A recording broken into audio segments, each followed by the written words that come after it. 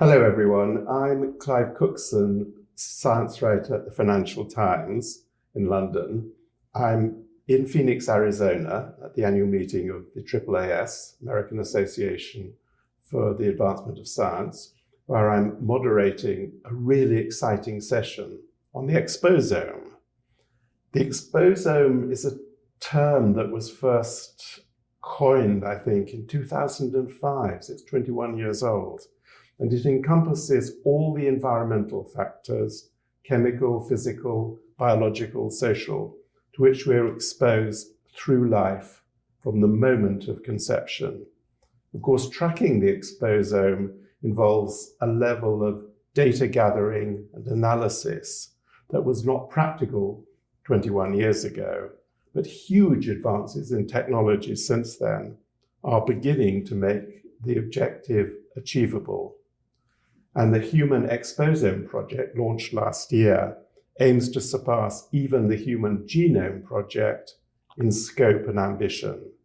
And though the Genome project, completed in 2003, has revolutionized genetics, that can only tell us part of the story. According to the best current estimates, genes account for perhaps 10 or 20% of disease, while all the other biological, chemical, social, environmental exposures account for maybe 80+%. And the ultimate challenge is to discover how the exposome interacts with the genome to determine our health and our diseases. So I've got three speakers who are leaders of the international project. They're going to describe how they're using science at scale through the convergence of AI, advanced sensors, metabolomics, big data analytics to start to probe the exposome. Their common cause is to argue that from fighting childhood autism or asthma, to treating cognitive decline in the elderly, regulating microplastics, pollutants in the environment, research can lead to a new understanding of these exposures.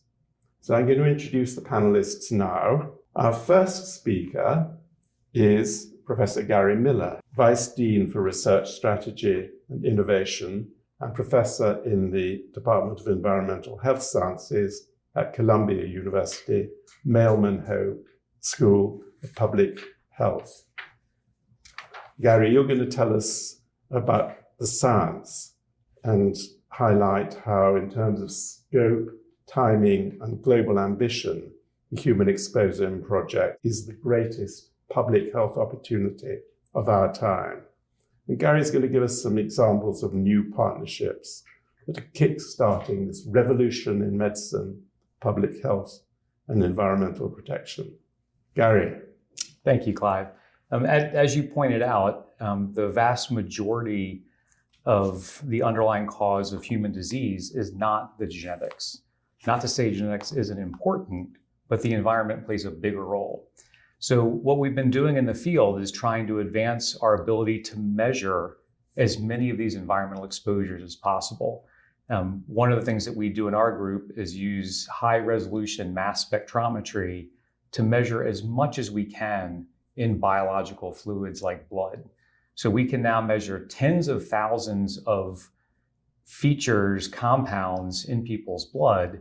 And if you combine that with large-scale studies, you can start making associations between these complex environmental exposures and human disease. Thank you, Gary. Now, Jana Klánová from Czech Republic is Professor of Environmental Chemistry and Director of Resetox at Masaryk University in Brno. And she's also director of EIRENE. She's going to tell us about EIRENE. That's the European Research Infrastructure on Human Exposome. She's got some exciting news about how the program's coming together with many facets. Jana. Thank you, Clive. Europe has a specific instrument, which are the research infrastructures. We have the coordinating body called European Strategic Forum on Research Infrastructures that is deciding on what are the strategic investment into the scientific support scientific infrastructures. So in 2020, we submitted the application for EIRENE as the first research infrastructure supporting human exposome research. It was successful, and since 2021, it is part of the European priority roadmap of the research infrastructures. Between 2021 and now, we did the preparation. So it means we had to reach out to all the governments, because the whole idea of those European infrastructures is it must be done in the collaboration of the member states and European Commission, because the basic investments are coming from the member states. And then Europe just takes this coordinating role. So we completed the preparatory phase project this fall. At the same time, we submitted the implementation phase project. And in the next 3 years, we should be able to set up EIRENE as the European legal entity, something similar to IARC or EMBL in Europe. It means real organization. At the same time, we prepared the project called SIRENEL, which means building the capacity that can be offered to the international community for the exposome science. So the things that Gary was talking about, the laboratory capacities for chemistry and toxicology, opening up the databases with available data, providing an access to the samples or data from the population studies. And both of those projects were just granted, bringing together more than 10 or 12 million euros. Well done. And our final speaker, Thomas Hartung, is director of the Center for Alternatives to Animal Testing and professor of evidence-based toxicology at Johns Hopkins University, Bloomberg School of Public Health. Thomas is coordinator or co-organizer of our session here at AAAS, and he's going to talk about how science can get ahead of itself sometimes, and explains how we have to deal with some trade-offs in the dialogue between you experts, policymakers, and the citizens who are going to be the end users. So, Thomas. Yeah, I'm fascinated by the problem that chemical pose on human health. And yes. For almost 100 years, we have tried to solve this problem with animals, rats, mice, rabbits. And they did us some service, but they cannot help us with the enormous growth of chemical industry at the moment. Chemical production has increased 50-fold since 1950 and is expected to triple in the next decade. It is really something which we have to put at scale, but science is delivering something. And very importantly, we're not 70-kilogram rats. It is important to become human relevant.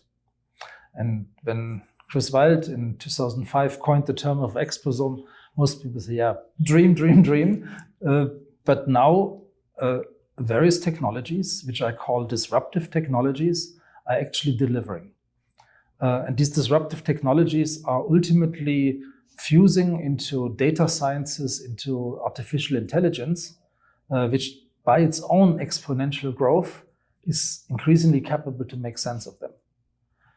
And my goal is now to transform toxicology, the safety of chemicals and drugs, from the art of poisoning rats to the exposure side of human disease. Thank you. Well, this is all very exciting. So would you say that given the exposome is so vast in its potential scope, you're concentrating first and foremost on the sort of chemicals, pollutants in the atmosphere, that sort of thing, rather than, say, social factors and other sort of education and other things, because they're part of the exposome, but we have to, how would you narrow it down? Gary, why don't you start answering that? And then I'd be interested in what the others say. Yeah, I mean, I think my view is the goal isn't, or at least my goal isn't to measure everything, is to measure as much as we can. Yes. And so while the chemicals are one place that there's a relatively straightforward way to do that, when you're assessing biological fluids like blood, you do get information on people's dietary factors, lifestyle factors, the drugs that they ingest that are prescribed by their doctor, their dietary supplements. We get all that information.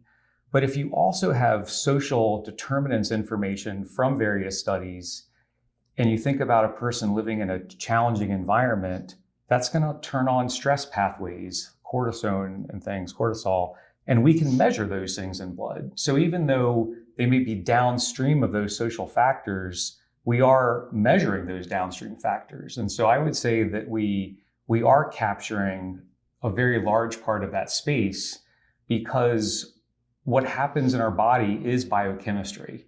It's not just the environmental chemicals in our blood, it's the dietary chemicals, it's all the processes that we do to keep ourselves alive. Jana, what do you think? When we are talking about the human exposome, it means we need to have data about the external environment, not only natural environment, but also built-in environment, including all anthropogenic influences. Then also social environment, of course. And then we need to have the information about the body. That's what Gary said, measurement of what is the status of health in our body. And then the third thing is behavior, because we can modify a lot of those factors by our behavior or societal measures. So we need to bring all of them together, but many of it already existed.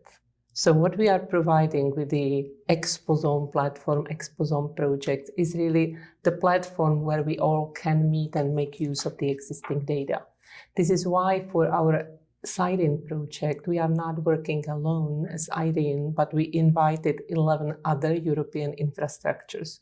So we are bringing together the infrastructure on aging in Europe that already has 20 years of data on aging population in Europe. Another is EIRENE infrastructure that is doing clinical trials in Europe, because we also need the data not on healthy population, but also the population with diseases. BBMRI is a network of European biobanks, but also Elixir, which is the infrastructure providing the IT environment for interpretation of the data, and many others. So, Thomas, it sounds as though, although you have a background in toxicology, this should be seen as more than a glorified toxicology project. It clearly is. The pie is very big. Yes. And I have a specific interest into chemicals because I see the problem here, and I think it is very well definable. We have 350,000 chemicals which have been registered for marketing. We have some data for 10%, and we have good toxicological evaluations for 1%. We are putting permanently stuff into our food and bring it into contact with our bodies, for which we have no data. But by making it a global project with all of the different stakeholder groups, I think that others will add radiation, will add social components, lifestyle factors, and it is ultimately the same toolbox.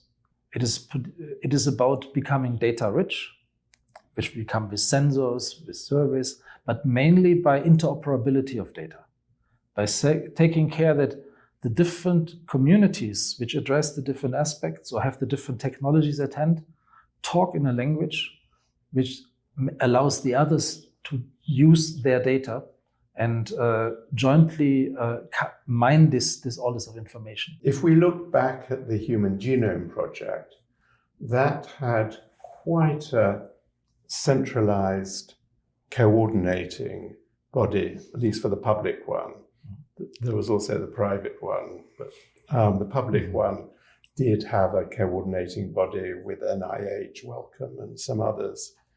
It sounds to me as though the Exposome program, because it's so wide-ranging, is going to be more decentralized. Would that be a fair comment, Gary? I think it's going to have more partners because of the diversity of exposures across the globe.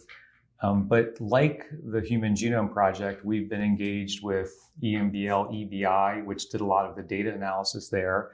I think that the European Commission and NIH will probably be some of the key stakeholders. And so there'll be, I think some of the aspects on harmonization and data will have to be centralized to a degree. But I think this will be much more global in scope, and so the partnership network will be much more broad than we saw with the Human Genome Project. And Jana talked about some of the European bodies and infrastructures. Thomas, what would be the US or elsewhere in the world counterparts? I think the first thing we have to say, science has grown dramatically since the genome was completed some 20 years ago. In the meantime, countries which were just developing are actually on equal eye level, like China, Korea, Japan was already part of the genome project, but we also see that now the global south is developing capabilities we could not imagine 20 years ago. We've just been visiting South Africa. They have incredible infrastructure. Brazil is by any measure the number 8 of scientific productivity. Papers, patents, citations. We have to tap in all of these countries because it is an interdisciplinary and it is a multinational problem. And I think it's also a good exercise of bringing us back together with a joint project working towards the common good. Now, because I work for the Financial Times, I'm always interested, probably more than most of your listeners or viewers, in the sort of funding of these global mega projects. I mean, Jana, you mentioned 10, 12, 15 million euros. How much money is all this going to need to bring it to fruition, and where's that going to come from? I think a lot of money is already there and a lot of programs are ongoing. And the beauty of these research infrastructures is it's not a project, it's not a short-term project, it's a strategy. So the typical lifetime or life cycle of research infrastructures is 20, 30 years. It takes some time to prepare it, and then it needs to build the capacity, and then it is in the operational phase, providing the services. So we are now building it, but then it will be supported for 20, 30 years. So setting up the European legal entity means that the member states are already committing resources in the long term. They will be paying the membership. And this is just the fundamental funding, but the European Commission has the financial instrument. They have one pillar of the Horizon project that is supporting the research infrastructures. And they have various types of the calls. InfraServe calls for developing new services, InfraTech calls developing the technologies that are needed, InfraEOSC calls supporting the data science. So there are multiple instruments already there. But I should make one correction. You asked, what will Americans to do about the research infrastructures?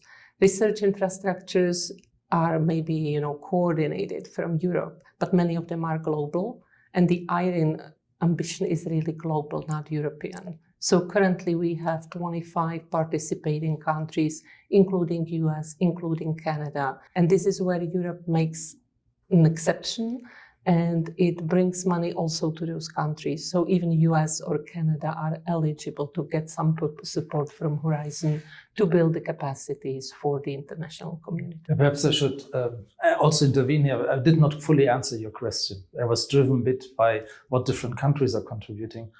But first of all, the US has been continuously investing into infrastructures. The largest biomonitoring study in the world is NHANES, driven by the NIH. The NIH has announced now a real-world data initiative at our Moonshot Forum, which still has to be implemented. But the Human Exposome was called a mandatory component of this.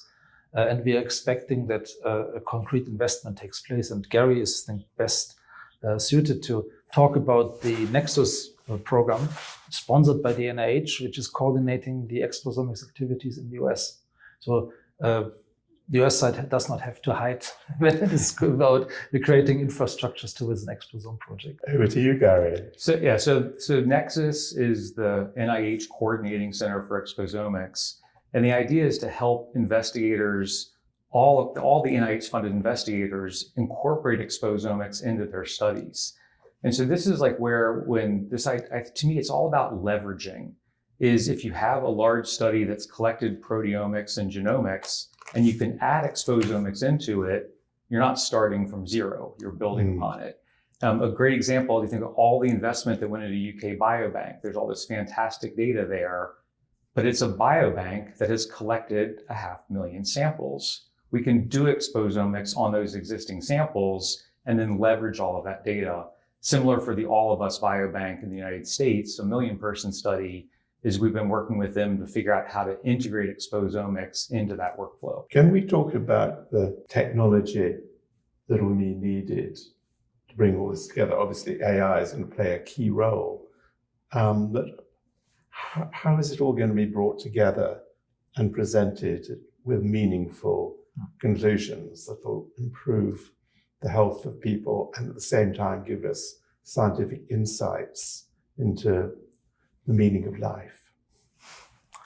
I think the first thing is that the information becomes more and more machine readable. Yes. You have to imagine that in biomedicine, an estimated 3.4 million scientific papers are produced every year. 3.4 million. Yes. PubMed, which is one of the big databases in the US for scientific literature, took up 2.2 million articles in 2023. And they say that 80% of these publications describe some chemical effects. Not necessarily as drugs or contaminants and toxicants, but as inhibitors, as inducers of reactions, interfering with the biology. I cannot read not millions of this. Yeah? It is, but a machine can. In toxicology alone, there's more than 20,000 publications. And as to the extent they are open access, a machine can read them and does not forget. And this, I think, is a tremendous opportunity to make sense of a lot of data. And AI is so important because different to the deterministic previous approaches of statistics, it can handle incomplete data sets. AI is really about pattern recognition. Yes. AI is not coming to definitive proof, but it is ideal to come up with a hypothesis. It is ideal to say, I see there's a connection here between this cluster of disease in a certain population and from other sources, information about unusual exposures here. And the mechanistic side shows us there could be a connection between this class of chemicals and this disease. Then we need science again to verify this. But the starting point is data, making the data available in machine-readable formats, and then let the AI do its wonder. I think a key point there is also connecting the data on all these exposures to health records and the phenotype of the person. So I think this is where, again, like in the real-world data platform and many of these newer projects, is we're coupling it to the electronic health records. And so you're tying it into different disease states and how people's medications are working. And I think that's what's going to allow us to really make the connection to human health. But I think there is one important thing, which is the quality of the data. Sure. Of course, the data sets may be incomplete, but we need to trust them. So with the development of AI, we also need to pay increasing attention to the quality of the data, to harmonizing of the approaches. And you started with technologies. There needs to be technological development, scaling up of the existing instruments, developing the high throughput platform. Because what we are talking about is that if we want to implement exposome science into the clinical science and offer something to the patients, we need to offer the methods that can do it in 5 minutes, not an hour or so. So we need to combine into the automation of all processes, the high throughput technologies, but also harmonization of the approaches so we can validate some of those biomarkers in the future for the clinical use and have the concept for harmonization of the data for AI. It's close to my heart, this aspect of quality. But, we used to say in computational methods, garbage in, garbage out. Yeah. Yes. But the solution for this used to be that us humans decided these are good data. But this was a process full of prejudice, because am I really knowing what this was a good study, this was a bad study? I have rough indications.